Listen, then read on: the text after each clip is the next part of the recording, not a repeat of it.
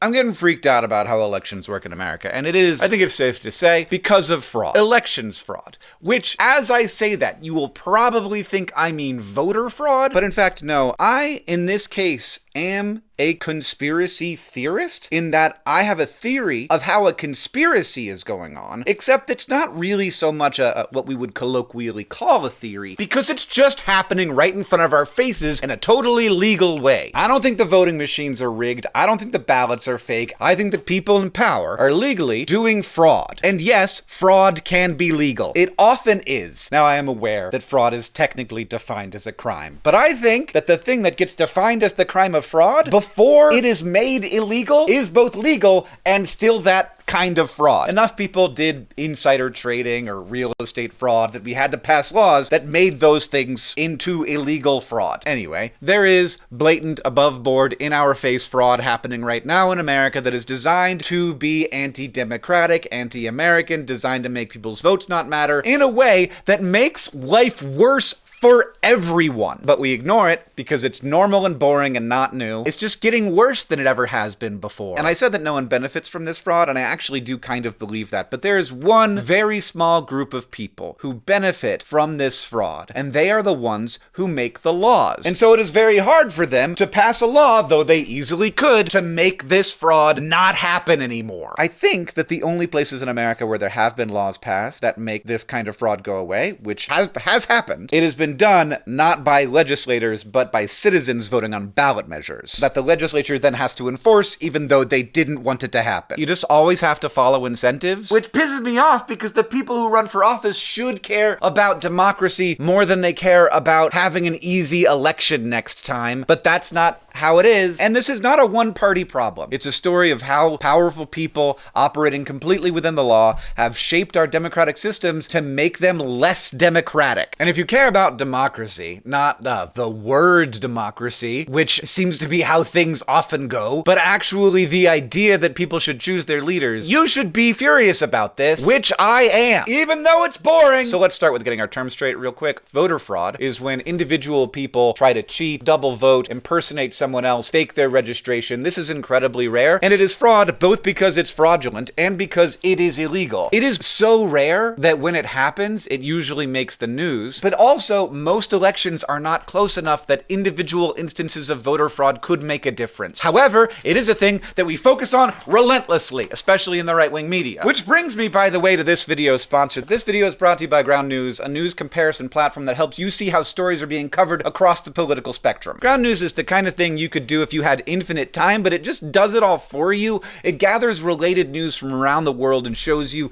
who's reporting what and who's not reporting what, and also how they're framing it in a way that, get this, doesn't break the business model of news. So people will keep doing it, which is good. Right now, sitting at the top, Texas Democrats leave state and bid to stop new congressional map. Yeah, that's what this video is about. You can see a little summary of the story here, and you can see how the left is covering it and how the right is covering it, and then you can go over here and actually open up the stories from the different organizations. And I can check this out. I can see that it's being covered more by the left than the right, but interestingly, it isn't being covered by organizations that are super on the left. That's an interesting phenomenon. I could check out the AP article, but I can also check out a Breitbart article if I want to see how they're doing it. Breitbart's take is Governor Abbott to Texas House Dems show up to work by Monday or be fired. And then on AP, we have Texas Democrats arrive in Illinois to block vote back home on redrawn House maps sought by Trump. And then meanwhile on BBC, Democrats flee Texas to block Republicans' redistricting map backed by Trump. You can use this on desktop or their mobile app. Their mobile app is also great and lets you do all of these things right from your hand, which I do all the time. There's no way to eliminate bias in news. I mean, the strongest bias is always going to be toward like the big flashy thing that's happening today rather than the long story like that I'm telling you here on this video right now. But there is too much news, and it is often most successful when it's designed to inflame, not inform. But Ground News, I think, diffuses that a little bit. If you're tired of the algorithmic echo chambers and the bias toward freaking out all the time about everything, Ground News can give you a way out. I've had the QR code on the screen the whole time. time, but now I'll make it bigger because you can scan this or go to groundnews.com/Hank and you can get 40% off the Vantage plan. Thanks to Ground News for the sponsor. Now back to the video. What this video is about is election fraud. And election fraud is when the systems are manipulated, when people running elections tilt the playing field to advantage themselves and their allies.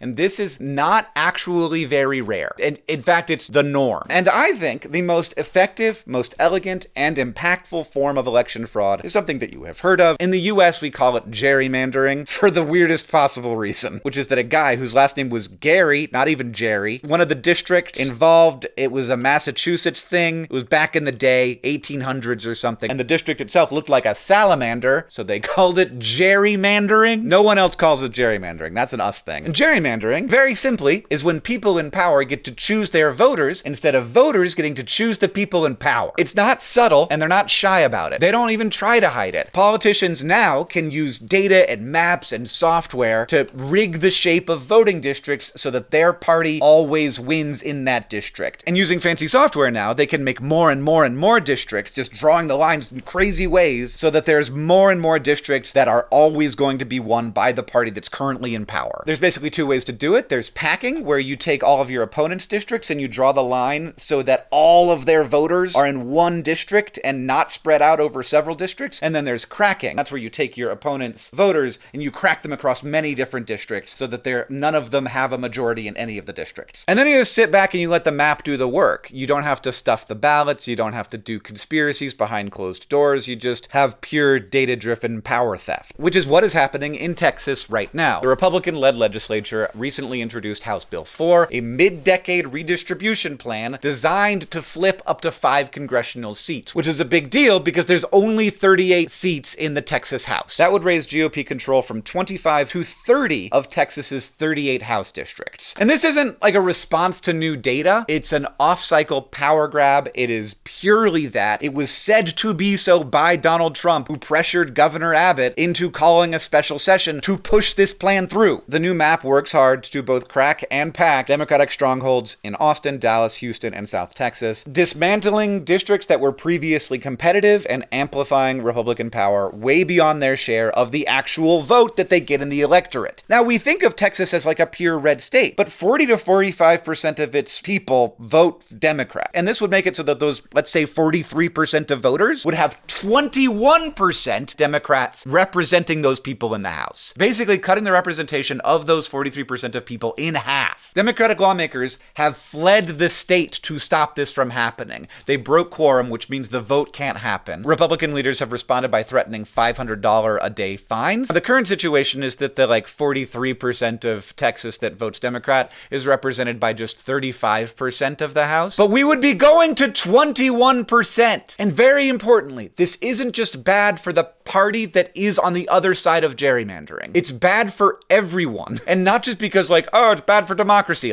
No. I care about democracy, it's bad for democracy. But let's talk about real plain and simple ways it's bad for everyone. It can make it worse for the people who think they're making it better for themselves. This is played out over and over again in America. Gerrymandering is one of the most corrosive forces in our politics. When you draw district lines, you create seats that are safe, not for democracy, but just for the incumbent. These politicians no longer have to worry about appealing to a broad group of voters. They don't have to persuade swing voters or work across the aisle. Instead, their only real threat is a challenger from within their own party, which means that working across the aisle doesn't just become not appealing. Getting things done, doing things you're proud of, become a liability. You get challenged from someone more extreme and more ideologically rigid. And so in making what I think are cowardly choices to redraw these districts so that you don't have to worry as much about your election, representatives don't just deliver more power to their party, they actually degrade the fabric of the country, pushing us to extremes. Moderation becomes a liability, compromise becomes a weakness, and the fewer competitive districts we have, the more representatives we elect from the far edges of the political spectrum. That's not just bad for the people in the bodies of the lawmakers, it's bad for governance, it's bad for America, it's bad for me, it's bad for you. It is part of the reason things are so messed up right now. Lest you think this is a problem just in America, no. This is just about incentives. Wherever these incentives exist, this happens. And most modern democracies, get this, just fix it! They have independent commissions that prevent it, and we do not. They see the incentive and they're like, okay, well, let's not do that. If the politician can redraw the district district lines, they're gonna draw the district lines in a way that advantages them. So let's not let the politicians draw the district lines. Let's have an independent group of people do that. Let's have them be nonpartisan. But in the US, in many states, we still let the politicians draw their own districts. It is weird to me that we think this election fraud is like normal and okay. It is weird to me that the politicians in Texas think that they can get away with it. That they're like in a headspace where they're like, I know how we'll fix things. We'll take a state that has 43% Democrat voters and make it so that they're represented by 80% Republicans. It breaks eventually. Do you eventually get to 95%? Do you eventually just not represent any of those people? Do you squeeze them into tighter and tighter districts? Do you have so much control over the House that you can do all kinds of other election fraud that makes it so that your party is the only one that wins? What's the end game? Because there are other ways to mess with elections, like ways people in power make it easier for themselves to keep winning. For example, purging voter rolls unnecessarily and often can disenfranchise some groups more than others. So like all the weird math that goes into deciding who is going to get taken out of the system and will be surprised when they arrive and it turns out that they aren't in the system anymore. That's going to disenfranchise specific groups of people more, like people who change address more, who are going to be more likely to be students, more likely to be young, more likely to be poor. Another kind of voter fraud is using officials that have been appointed to help run the government, to help do public service, using those people as extensions of your campaign, turning them into surrogates for your campaign. This is a weird one, but there's actually laws against it for this reason. You shouldn't be able to have people who are like, their job is to help the government run, become operatives of your campaign, whose salaries are being paid not by your campaign, but by the electorate, by tax dollars. It's a way of like taking tax dollars and having it pay for your campaign for you, which other candidates won't be able to do. There's polling place closures that can specifically target like denser areas. So they say, oh, well, we only need one every certain number of miles versus, oh, we only need one versus every certain number of people. And that can create really long lines in areas that are more densely populated. And then there's like not offering early voting or keeping polling places open late, which makes it harder for people who have jobs that they can't leave to vote. And those things don't have to stop all of the votes. They just have to stop enough of the votes. But I think gerrymandering is like a special category because it doesn't just stop people from voting. It stops their votes from counting, like ever. It forces people into situations where they are disenfranchised. Large groups of people, tens of millions of people across the US. And as long as the people do it keep winning elections and there isn't a way to stop them, they are not going to stop. That's what we're seeing. And I wonder if because it's boring and because they're doing it right in front of our faces and because it's legal, we will just let it happen. Like if this were happening behind closed doors, out of sight, and then it was like brought to light, it would be like a generation defining moment. Now, again, the solution to this problem is simple. You just don't let the politicians draw the district lines. And that is what has happened in many places, including in the US. Now, in most of the US, we haven't done it, but in some states we have. Places like California, Michigan, Colorado, and Arizona, they have gotten independent redistricting commissions to draw the lines instead of lawmakers. And these commissions are designed to be transparent about how they make decisions. They're bipartisan or nonpartisan, and they're focused on fairness over political advantage. And of course, there's no such thing as like mathematical perfection here, but these committees are objectively better at preventing partisan abuse. We can see that competitive districts are more common in these places, legal challenges are less frequent, and maybe most importantly, voters have more faith that their vote might actually matter. But pretty much, I think invariably, these things are not created by the legislatures. There's not like a person in the legislature who's like, I have a law I'd like to make. They are instead adopted via a ballot initiative. So the voters say, we have to do this. We have to add this to the state constitution. Michigan's ballot initiative happened after years of Republican dominance in a state that was pretty much 50-50. And this does tend to be a problem specifically of Republican legislatures. Now, you might think that I'm going to tell you, and it's because the Republicans are bad, but I don't actually think that's necessarily true. So right now, gerrymandering is a big problem in Florida, Ohio, Wisconsin, North Carolina, and Georgia. This is not about ideology. There's not like some conservative-minded thing that makes you more inclined to do gerrymandering, but this is, at the moment, a much bigger effect among Republican-led legislatures. Now, I think in part, this is because of us being driven to ideological divides, and gerrymandering kind of can beget more gerrymandering. As Republican districts get less competitive, those lawmakers are more likely to be on the far side of the Republican Party and think that Democrats are evil and must be stopped through any means necessary. But I think that that effect can also go the other way. But because of the way that land votes in America and the Republican Party, tends to have people in areas that have a lot of land. They tend to be spread out. Oftentimes, legislatures can be tilted from the beginning toward Republicans, and so they can have small majorities that can lead to larger majorities through redistricting. However, it is also very much the case that Democrats tend to be more in favor of these structural solutions to incentive problems like gerrymandering. So Democratic legislatures, but also Democratic voters, have been much more friendly to the idea of creating these independent redistricting commissions so that gerrymandering becomes much less common or maybe even impossible. Why that is might have some ideological component. It might just have some more informed voter component. But I also think at this point, there is undeniably a certain amount of an anti-democratic strain in the Republican Party. This is not controversial. There are some members of the Republican Party who believe that there are certain people who are U.S. citizens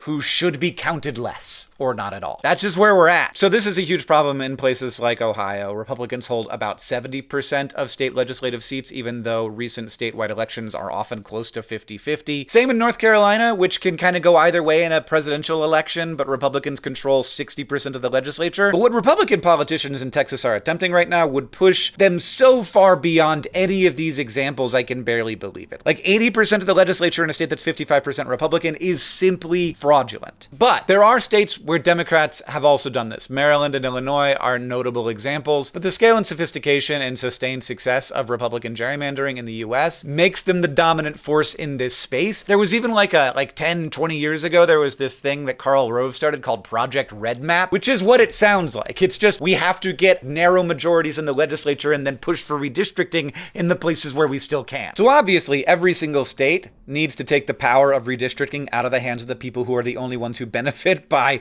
the insane districts that they can draw. Unfortunately, the incentives are such that that can only really be done through a ballot initiative rather than through the legislature. And doubly unfortunately, Texas is one of the few states that simply does not have ballot initiatives. It does not enfranchise voters in that way. The only people who could change the Constitution are, get this, the legislature. So that's messed up. But in terms of good news, there are people fighting back against this on a national level. There's RepresentUs, which is at represent.us. There's Common Cause. There's All on the Line. There's the League of Women Voters. They're all actively supporting and helping draft ballot initiatives to create independent redistricting commissions. They are the ones who have helped pass successful reforms in Michigan, California, Colorado, and Arizona. These are new things. This isn't like an addition to democracy that was done by our forefathers. It is a thing that is going to help many people in the future that was done by people very recently. And there's also things that have challenged these things in the courts in the past, though currently, the way that the Supreme Court is set up, it seems unlikely that those challenges will succeed in the future the way they have succeeded in the past. But in practice, Texas doesn't allow for direct citizen ballot initiatives. The legislature changing the Constitution requires a 2/3 supermajority. There are people who are working to try and convince some legislators, but man, they have an uphill battle. If this were happening in another country, I don't think that we would call it like, oh, that's just a quirky way democracy sometimes works. I think we would call it corruption. Legal corruption, boring corruption, but corruption. But just because it's boring doesn't mean it's not fraud. It is fraud against the voting public. It is intentionally disenfranchising people and making democracy less democratic. It sets up this country to have politicians that don't have any fear of their electorate except from the more extreme side of their party. I feel like I cannot say this enough times. It is so bad for America. It pushes politicians away from compromise. It makes it so that working across the aisle becomes a liability, not just something they don't want to do, but something they are punished for doing. It pushes people toward extremes, it makes everything more frayed, and it disenfranchises tens of millions of voters.